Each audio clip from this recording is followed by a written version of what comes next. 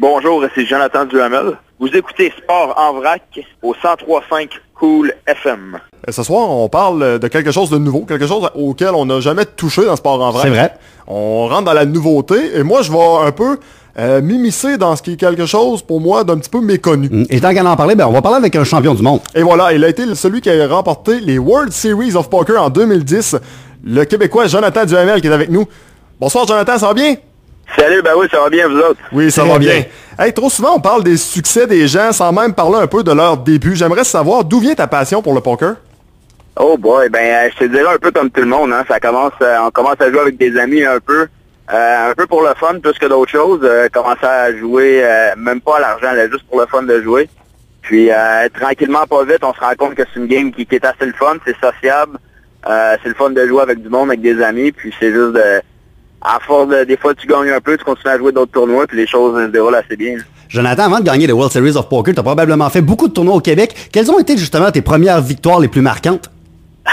Boy, il y en a une couple, c'est vrai, il y a tout le temps des petits bars à Montréal, qui a des petits tournois de poker, là, il y a des places où il y a des games de pool et tout. Sinon, il y avait dans le temps, malheureusement, ça n'existe plus, il y avait le fameux Québec Poker Tour avant, qui roulait, qui faisait un peu le tour du Québec, il y avait 5-6 tournois par année. J'ai joué une couple de fois, jamais gagné, mais des fois j'ai fait des places payées. Donc ça a été comme un peu mon baptême là, dans les gros tournois comme ça. Comment tu fais pour monter jusqu'au World Series of Poker? Il y a quand même plusieurs étapes. J'imagine, là, tu parlais un peu du niveau au Québec, mais ensuite ça doit être, c'est quoi, c'est canadien, nord-américain, et on monte tranquillement pas vite comme ça? On peut le faire comme ça, c'est sûr. Moi, personnellement, c'est sûr, en 2008, j'étais allé en Europe pour la première fois de ma vie, puis j'ai fait la table finale sur un des gros tournois là-bas. En République tchèque, ça c'était par pur hasard que j'ai joué ce tournoi-là. Ça m'a donné, c'est sûr, une bonne bourse, fait que ça m'a permis de continuer un peu. Puis c'est avec cet argent-là que je me suis inscrit en 2010, au gros tournoi du championnat du monde. Fait que moi je pense que j'ai été un peu chanceux de ce côté-là. Sinon, tu peux jouer sur Internet, tu peux jouer avec des amis, gagner des tournois d'un bar à Montréal ou un peu partout. Là. Dans le fond, tous les moyens sont bons là, pour se rendre là. Jonathan, quand on gagne au 649, on dit souvent ça change pas le monde, sauf que gagner le World Series of Poker, ça change pas le joueur, sauf que... Non, ça change pas le monde, sauf que c'est le fun, c'est sûr. Ça permet de faire des vacances, des activités, d'en faire profiter le monde autour de soi aussi. Fait que c'est sûr, ça change pas la personne, mais ça permet des fois de faire des choses qu'on n'aurait pas pu faire sinon. Là. On s'entend quand tu t'es inscrit en 2010, oui, on veut gagner, mais c'était pas l'objectif ultime, c'était pas quelque chose auquel tu devais penser, quelque chose que tu croyais réalisable. Comment tu as vécu cette expérience-là? C'est un gros trip là où le Québec, en grand entier, je pense, s'est mis derrière toi suite à l'annonce de la finale auquel tu participais. Ouais, c'était assez incroyable, je te dirais, d'avoir eu tout ce support-là de partout au Québec. Je m'attendais pas à en recevoir autant, pour être bien honnête. C'est quelque chose, ça change une vie.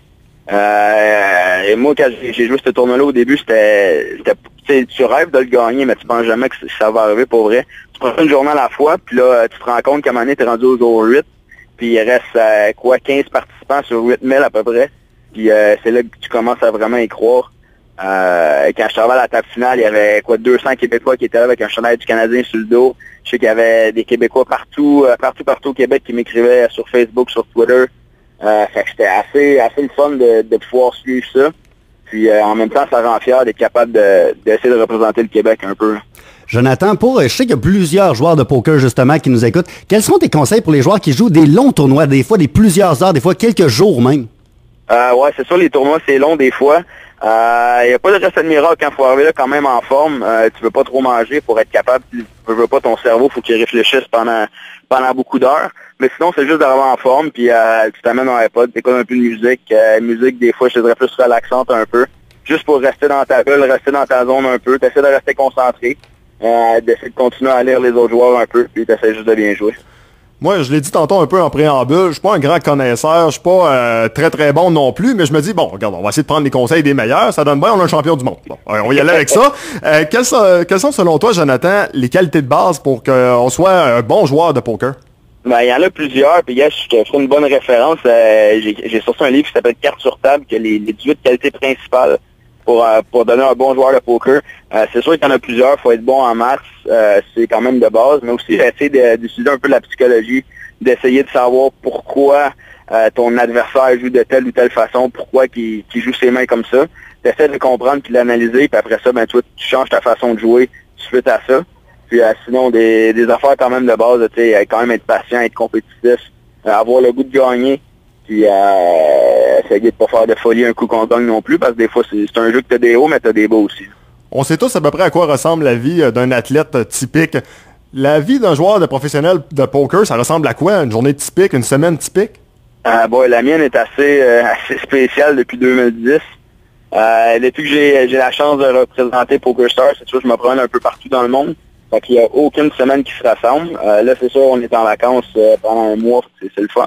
Mais sinon, comme dans 2 semaines à Barcelone, c'est le premier tournoi de l'année. C'est dans le fond à tous les jours des tournois. Habituellement, c'est de midi à entre minuit et 3 heures du matin, dépendamment comment ça va. Fait que c'est des longues journées, c'est 7 jours semaine. C'est le fun, mais en même temps, c'est du poker non-stop. On joue tout le temps un tournoi à un autre, puis essayer de faire des résultats, puis de gagner des petits trophées. Et tu sais, Jonathan, justement, quand on joue tout le temps au poker, qu'on joue plusieurs fois par semaine, des fois, c'est le fun de décrocher. Qu'est-ce qui te fait décrocher, justement? Oh bah, qu'est-ce qui me fait décrocher? Jouer au hockey. Pendant l'été, jouer au golf, voir mes chums, juste prendre une bière, relaxer, passer du bon temps. Je suis pas un gars de bien compliqué, fait que c'est juste de passer du bon temps avec les personnes qu'on aime. Parce que je veux pas, le poker, c'est un jeu que t'es tout seul un peu contre les autres, donc t'es dans ta tête. Fait que ça fait juste du bien des fois d'être avec du monde, d'être bien entouré. Pendant l'été, là, bon, j'essaie de jouer au golf un peu, ça va pas super bien, mais on a du fun, il fait beau, c'est ça qui compte. Est-ce que c'est dur pour toi de décrocher? C'est pas dur de décrocher dans le sens que quand tu fais ça tout le temps, des fois t'as besoin de décrocher, fait que ça vient tout seul. Sinon, c'est juste des fois on a tous des bons coups, des mauvais coups. Quand des fois la chance n'est pas de notre bord, bon, ça peut être un peu plus dur. C'est juste de pas oublier que ça reste un jeu, puis on a du fun, puis on est chanceux de jouer aux cartes comme ça. Fait que ce soit pour n'importe qui, même quelqu'un qui joue pour le plaisir, des fois ça va pas super bien. Ça fait partie de la game, c'est pas la fin du monde. Juste d'aller prendre une marche, la vie est belle. Puis ça va mieux aller la partie d'après. Là. Tantôt, tu nous parlais justement du tournoi de Barcelone qui s'amène dans quelques semaines. Est-ce que, justement, tu es satisfait de ta saison 2014 jusqu'à présent? Oui, je suis satisfait. Je pense que overall, ça va quand même bien. C'est sûr que, bon, là, les séries mondiales viennent de finir à Vegas. J'ai pas gagné de bracelet. Moi, je suis quelqu'un qui est quand même très, très compétitif. Fait que pour moi, ça, c'est pas le fun. C'est pas le fun de pas en avoir gagné. Mais je pense qu'overall, ça va quand même bien. En même temps, en ce moment, je suis classé numéro 1 au monde, donc tant qu'on n'est pas numéro 1, il y a de la job à faire, donc j'ai l'intention de continuer à jouer puis essayer de continuer à monter. Mais tant qu'on a du fun, c'est ça l'important, puis ça reste un jeu qui est le fun à jouer. Là. Tu parles de numéro 1 mondial, évidemment, en 2010, tu as gagné les World Series of Poker, en 2012, à un moment donné, tu as fait ton entrée dans le top 10, même top 5. Je pense que tu étais capable de prouver avec les années que tu n'étais pas un feu de paille. Parce que à la limite, ça devient facile de se rendre à un certain niveau, mais d'y rester, c'est d'autant plus difficile. Et je pense que dans ton cas, tu as vraiment prouvé que tu étais capable de rester parmi l'élite année après année. Ouais, ben c'est sûr, ça fait partie du challenge un peu. En 2010, c'était un peu out of nowhere de gagner un tournoi comme ça. Il y a beaucoup de pression qui vient avec aussi. Tu veux pas le monde entier te regarde du jour au lendemain. Fait que ça a été le fun, il y a eu une couple de bons résultats d'ici là, mais je pense que c'est pas fini, ça fait juste commencer. Puis non, c'est sûr c'est pas facile, mais gars, faut continuer à jouer. Je pense que plus tu joues de tournoi, meilleure t'as de chance d'avoir des bons résultats. Fait qu'on continue puis on espère une bonne fin d'année 2014. Et justement, quand on arrive dans l'élite mondiale, Jonathan, on a l'occasion de côtoyer ceux qu'on regardait du côté de la télévision. Est-ce qu'il y a des pros, justement, qui t'ont agréablement surpris et d'autres que tu as trouvé un petit peu plus désagréables? Ouais, ben c'est sûr, ça fait spécial au début. Je te dirais de la première fois que tu joues contre une couple de personnes. Pour ceux qui connaissent un peu plus le poker, bon, il y a Phil Ivey, ça reste probablement un des meilleurs, c'est pas le meilleur au monde. C'est un gars qui tout le temps quand il te regarde, on dirait qu'il est capable de lire à travers de toi super facilement. Je te dirais que c'est peut-être la personne que j'ai le plus de misère à jouer contre. Sinon, un gars comme Phil Hellmuth, qui est quand même bien connu de la télé, qui a tendance à péter sa coche à chaque fois qu'il peut. Il l'a fait contre moi une couple de fois, puis c'est quand même drôle les premières fois de...